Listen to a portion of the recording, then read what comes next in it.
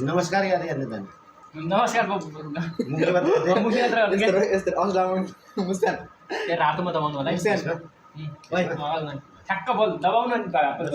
Ready हो म आफ्नो पाराले सुरु गरिहाल्छु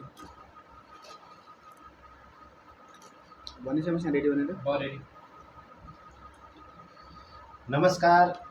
मेरो नाम मोहन बहादुर हमाल मेरो घर कर्णाली अञ्चल जुम्ला जिल्ला तिल्ला गाउँपालिका वडा नम्बर 4 सापल्लीमा पर्दछ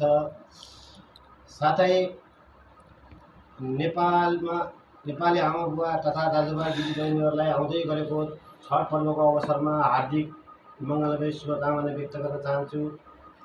साथै विदेशमा बस्ने भाइ बहिनीहरूलाई यो छठ पर्वको अवसरमा रमाइलो नमानिदिन हुन पनि आह्वान गर्न चाहन्छु साथै नयाँ आउने जेनजी युवा साथीहरूले गरेको काम कर्तव्य देख्दा मलाई धेरै नै खुसी लागिरहेको छ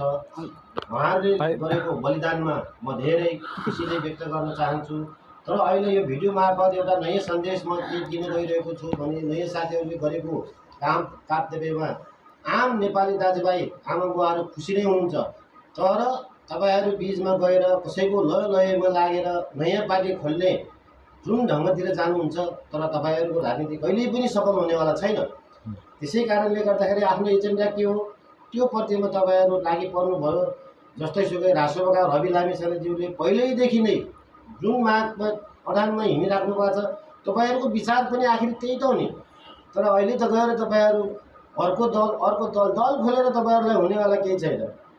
दल खोलेर तपाईहरू पत्तासार हुनुहुन्छ त्यही भएर नयाँ युवा साथीहरूलाई के भन्न चाहन्छु भने तपाईहरू जति नयाँ पालुवा बोलाउनु भएको छ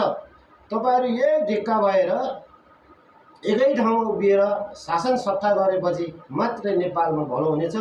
हैन भनेपछि तपाईहरू पत्तासार हुनुहुन्छ यही भिडियो मार्फत तपाईहरूको दिमागमा केही कुराहरू घुसोस् भनेर मैले यो सन्देश भिडियो मार्फत पठाएर गइरहेको हस्त नमस्कार।